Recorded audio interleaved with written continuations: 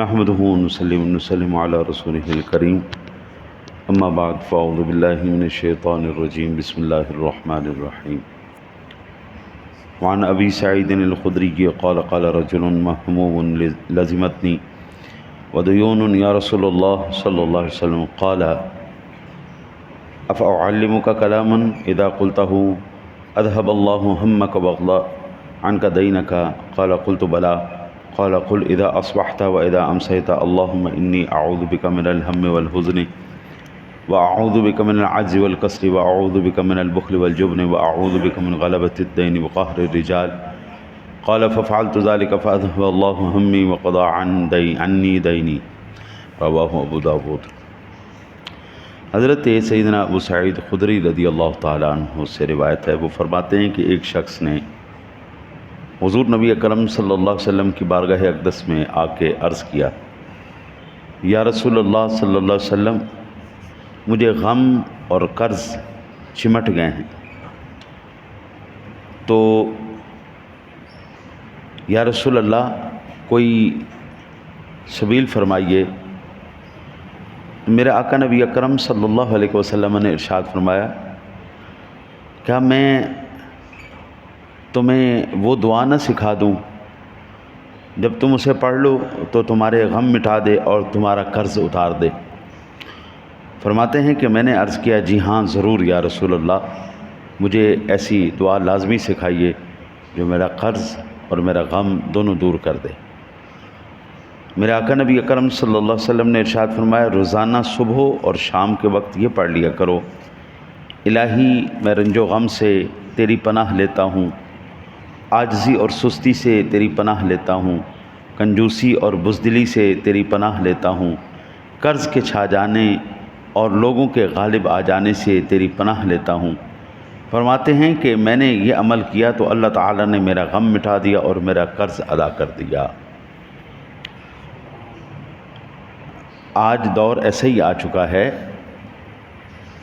سفید پوش آدمی کبھی ہاتھ نہیں پھیلاتا، بھیک نہیں مانگتا، سفید پوش آدمی ہمیشہ اپنے ہی چادر کے مطابق پیر پھیلا کے وقت گزارنے کی کوشش کرتا ہے، اور 24 گھنٹے ذہنی پریشانی اور ٹینشن کے اندر وہ بندہ، اچھا جی جب گزارا نہ ہو رہا ہو پھر ظاہری بات ہے قرض بھی اٹھانا پڑتا ہے۔ آج کل تعلیمی اخراجات بچوں کے کچھ تھوڑے تعلیمی اخراجات نہیں ہیں۔ ابھی آپ اندازہ کریں اسکول بند ہیں لیکن پھر بھی وہ فیسیں تو لے رہے ہیں، بچے تو نہیں جا رہے لیکن فیسیں تو لے رہے ہیں، اور اگر آپ فیسیں نہیں دیں گے تو بچے کا نام کاٹ دیں گے۔ باوجود ان مجبوریوں کے، حالانکہ ہم جانتے ہیں کہ اسکول کی تعلیم نے نہ ان کو انسان کا بچہ بنانا ہے، نہ مہذب بنانا ہے، نہ ان کو تمیز سکھانی۔ اسکول جانے کے بعد بچہ بدتمیز ہوتا ہے، بد تہذیب ہوتا ہے، ماں باپ کا گستاخ بنتا ہے، ذلیل و خوار کرتا ہے اگرچہ، لیکن اب ایک زمانے کی وہ چل پڑی ہے، رسم چل پڑی اسکول پڑھانے کی، تو پڑھانا تو ہے، پھر اس کے اخراجات بھی ہیں، تو اس کے لیے پھر ادھار اٹھانا پڑتا ہے، اور سفید پوش آدمی مقروض ہی مر جاتا ہے۔ جو زیادہ برداشت نہیں کر سکتے وہ خودکشی کر لیتے ہیں، اور جو مکار آدمی ہیں وہ مانگ کے، بھیک مانگ کے، وہ جناب اس کو دھوکہ دے کے، اس کو چلاکی کر کے، وہ مانگ کے اپنا سارا کچھ بنا لیتے ہیں۔ کروڑوں روپے پڑے بھی ہوں گے پاس، پھر بھی وہ دوسروں سے بھیک مانگتے پھریں گے۔ تو یہ دعائیں، یہ پریشانیاں ان لوگوں کے لیے ہیں جو واقعتاً جینون لوگ ہیں، جن کو حقیقتاً قرض نے اور غم نے پکڑ لیا ہو، ان کے لیے میرے آقا جی اعلیٰ نبینا علیہ الصلوۃ والسلام نے دعا سکھائی۔ اب اس حدیث پاک کے ابتدا میں ہے، ایک بندہ آیا، اس نے حضور سے مدد طلب کی، یعنی انبیاء سے استغاثہ کرنا، مدد طلب کرنا، یہ صحابہ کا طریقہ ہے، یہ مشرکوں کا طریقہ نہیں ہے۔ وہ کہتے ہیں آپ یا رسول اللہ کیوں کہتے ہیں، آپ اللہ کے رسول سے مدد کیوں مانگتے ہیں؟ تو بھائی اگر ہم اللہ کے رسول سے مدد مانگتے ہیں تو ہمیں تو صحابہ نے سکھایا ہے، جب بھی کوئی پریشانی آ جائے، غم آ جائے، تکلیف آ جائے، کوئی دکھ آ جائے، تو رسول اکرم صلی اللہ علیہ وسلم کی طرف رجوع کرو۔ اب صحابہ کرام علیہم رضوان، اب یہ صحابی رسول جو آئے اور عرض کی یا رسول اللہ مجھے غم اور قرض چمٹ گیا، اتر ہی نہیں رہے۔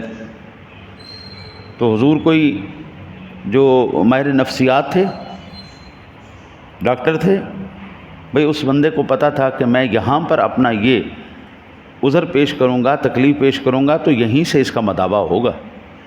ہم تو الحمدللہ سینہ ٹھوک کے کہتے ہیں یا رسول اللہ انظر حالنا، یا حبیب اللہ اسمع قالنا، اننی فی بحر ہم مغرق خذ یدی ساحل لنا اشقالنا۔ ہم تو الحمدللہ سینہ ٹھوک کے کہتے ہیں کیونکہ ہمارے پاس قرآن اور حدیث سے دلائل ہیں۔ وَلَوْ أَنَّهُمْ إِذْ ظَلَمُوا أَنفُسَهُمْ جَاءُوكَ، جب تم اپنی جانوں پر ظلم کر بیٹھو تو میرے محبوب کے دربار پہ آ جاؤ، ان کی بارگاہ میں آ جاؤ، فَاسْتَغْفِرُوا اللَّهَ، پھر اللہ سے توبہ کرو، وَاسْتَغْفَرَ لَهُمُ الرَّسُولُ، پھر رسول بھی تمہارے لیے استغفار کریں، لَوَجَدُوا اللَّهَ تَوَّابًا رَحِيمًا، رسول تمہاری جو ہے وہ سفارش کریں گے تو اللہ تعالیٰ کو بہت بڑا تم مہربان پاؤ گے۔ حضور اللہ تعالیٰ بندے کی تکلیفوں کو دور کرتا ہے لیکن کسی وسیلے کے ساتھ، ڈائریکٹ کرنے پر وہ قادر ہے لیکن وسیلہ اس کی ذات کو پسند ہے۔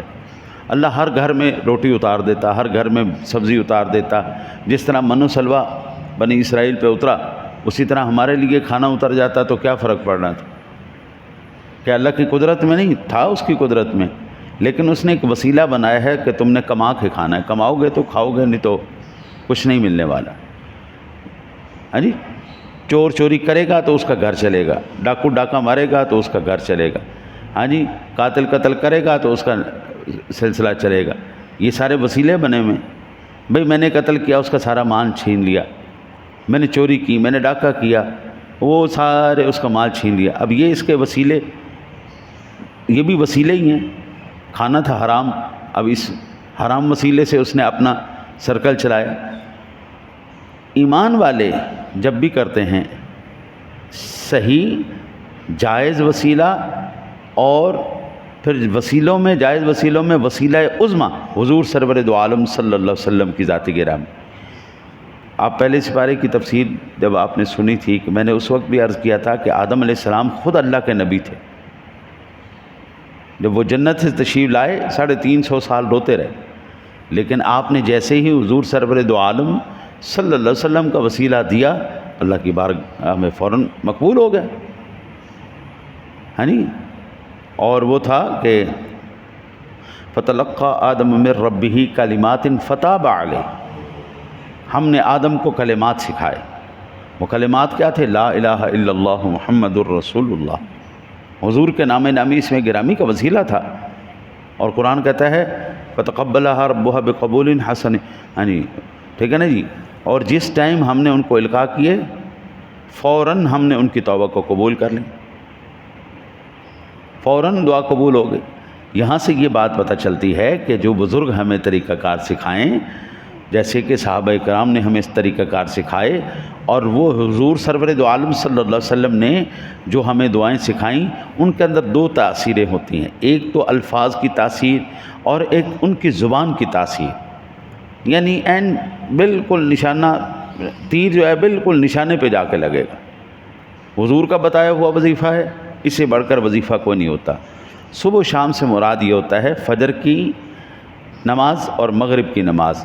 آپ ایک مرتبہ فجر میں پڑھ لیں، ایک مرتبہ آپ مغرب کے وقت پڑھ لیں، انشاءاللہ تعالی العزیز۔ اور اکثر اگر ہر نماز کے بعد بھی ایک دفعہ پڑھ لیں گے تو برکت ہو جائے گی۔ ایسے حالات ہی نہیں پیدا ہوں، ہر نماز کے بعد یہ کوئی زیادہ لمبی چوڑی دعائیں نہیں ہیں، ٹھیک ہے نا جی۔ اور پھر صوفیہ کرام ہمارے بزرگ، میرا بھی اپنا یہی طریقہ کار ہے، ہر نماز کے بعد ایک دفعہ پڑھ لیتا ہوں، اللہ پھر سکون عطا فرماتا ہے۔ یاد رکھیے، صدقات واجبہ، صدقات نافلہ نہ ادا کرنا، سائل کو بھی کبھی نہ دینا، مہمان نوازی نہ کرنا، حقوق مالیہ ادا نہ کرنا، حضور نبی اکرم صلی اللہ علیہ وسلم کے نام پاک سن کر درود پاک نہ پڑھنا، یعنی صلی اللہ علیہ وسلم وغیرہ نہ پڑھنا، یہ بخل ہے۔ اس دعا میں اللہ تعالیٰ نے ہمیں بخل سے بھی منع فرمایا گیا، پناہ مانگی، ہم حضور نے پناہ بتائی ہے کہ اللہ کی پناہ لو، یا اللہ بخیل نہ بنانا، تبلیغ کی ہمت نہ ہونا، جہاد میں بزدلی آ جانا، رزق کے معاملے میں اللہ پر توکل نہ ہونا، جبن یعنی بزدلی ہے، مسلمان بھائی سے لڑنے کی ہمت نہ کرنا، یہ بزدلی نہیں، یہ بہادری ہے۔ مسلمان بھائی سے نہ، اب لڑنا ہے کافروں سے لڑو، جاؤ بارڈر پہ جاؤ، لڑو، خوب لڑو، ہاں جی، اپنے نفس کے خلاف لڑو، جہاد کرنا ہے اس کے خلاف کرو۔ ہم لڑتے کس کے ہیں؟ جس کے پیچھے نماز پڑھتے ہیں۔ ہم لڑتے کس سے؟ جس سے سبق پڑھتے ہیں۔ ہم لڑتے کس سے؟ جس کے ہاتھ پہ بیعت کی۔ یہ ہماری بہادری نہیں، یہ بزدلی ہے، اور بزدلی بھی انتہائی گھٹیا ترین بزدلی ہے کہ جس نے تمہارے اوپر ذرا سا احسان کیا تم اسی کے پیچھے لگ گئے۔ یہ بہادری نہیں، یہ بزدلی کی سب سے گھٹیا ترین مثال۔ فضول خرچی سے بچنا، یہ بخل نہیں ہے۔ آج کل لوگوں نے سخاوت اور فضول خرچی اور یہ فضول خرچی کو سخاوت اور جو کنجوسی ہے بخل کو کفایت شعاری کا نام دیا ہے، حالانکہ ایسا نہیں ہے۔ یوں ہی بہادری اور اظہار ثانی، یوں ہی بزدلی اور نرمی، دل میں فرق کرنا چھوڑ دیا ہے۔ اچھا جی، اب سب سے بڑی جو اس ٹائم پریشانی کی بات ہے نا، وہ بات یہ ہے کہ ہمیں ابھی پتہ ہی نہیں چل رہا کہ یہ جو کام میں کر رہا ہوں شرعاً یہ جائز ہے یا ناجائز ہے۔ یعنی احساس گناہ ہم سے ختم ہو گیا۔ مثال کے طور پر غیبت کرنا ایک بہت بڑا گناہ ہے، حسد کرنا، کینہ کرنا، بہتان لگانا، ہاں جی، یہ گناہ ہیں، اور یہ وہ گناہ ہیں جس کے اندر تیر تلوار نہیں چلتے، زبان چلتی ہے، جس میں زبان چلتی ہے، اور وہ زبان آپ کو جہنم کے کتنے نچلے درجے میں لے گئی آپ کو احساس ہی نہیں ہوا۔ جھوٹ بولنا، جھوٹ بولنا، یہ تو ایویں مٹھائی ہو گئی ہے جھوٹ بولنا۔ یعنی جس دن کوئی شخص جھوٹ نہ بولے، ایسا دن آج ہمیں مل جائے نا، تو یہ اللہ تعالیٰ کا اتنا بڑا انعام ہے کہ بس آپ سوچ نہیں سکتے کہ میں نے ایک دن بغیر جھوٹ بولے گزار دیا۔ بات پہ ہماری جھوٹ نکلتا ہے، ہم بات سیدھی نہیں کرتے، ہم بات صحیح نہیں کرتے، اور یہ جھوٹ ماں باپ کے ساتھ بھی ہے، بہن بھائیوں کے ساتھ بھی ہے، باس اور جو ہمارے سربراہ ان کے ساتھ بھی، کہیں پر بھی ہم نے کسی کو نہیں۔ اور یہ جھوٹ بولنا کتنا بڑا گناہ ہے، یہ احساس ہمارے اندر سے ختم ہوگا۔ یہ دعا ہمیں جو حضور نے سکھائی ہے، یہ ہمارے لیے دعا کی ہے۔ حضور نے کہا پناہ مانگو ان چیزوں سے جن سے تمہارا رب ناراض ہو جائے اور تمہارے اوپر مصیبتوں کے پہاڑ گر جائیں۔ پھر آخر میں میرے آقا نبی اکرم صلی اللہ علیہ وسلم نے قرض سے جو بندہ جھوٹ بولتا ہے، آج دے دوں گا، کل دے دوں گا، پرسوں دے دوں گا، وعدہ خلافیاں کرتا ہے، ہاں جی، از خود وعدہ خلافی جھوٹ اپنا گناہ ہے، جھوٹ بولنا گناہ ہے، ٹالنا گناہ ہے، ہاں جی، یہ سارے یہ جو اس کے اوپر مصیبتیں۔ پھر بندے کی ہو حضرت جی، کسی خاندانی آدمی کے لیے موت سے بھی بدتر اگر اپنی زندگی اس کو دینی ہو نا، موت سے بھی، کہ یہ بندہ ایک سیکنڈ میں مرے، ایک سیکنڈ میں مرے، موت سے زیادہ تکلیف کسی بے نسلے کی سپرویژن میں اس بندے کو دے دو۔ یعنی اس کا سردار، سربراہ، سپروائزر ایک بے نسلہ لگا دو، نسلی آدمی کو نوکر بنا دو۔ میں کہتا ہوں وہ ایک لمحے میں بے نسلے کا محتاج ہونے کے بعد ایک لمحے میں مرے گا۔ خاندانی آدمی بات بھی کرتا ہے، خاندانی کرتا ہے۔ گھٹیا آدمی جتنا مرضی کوشش کرے، اس کی فطرت اس سے نہیں چھوٹتی، نہیں اسے۔ دعا کرو اللہ تعالیٰ آپ کو مجھے حضور سرور دو عالم صلی اللہ علیہ وسلم کے صدقے ہر ایک بلا مصیبت سے ہمیں محفوظ کرے۔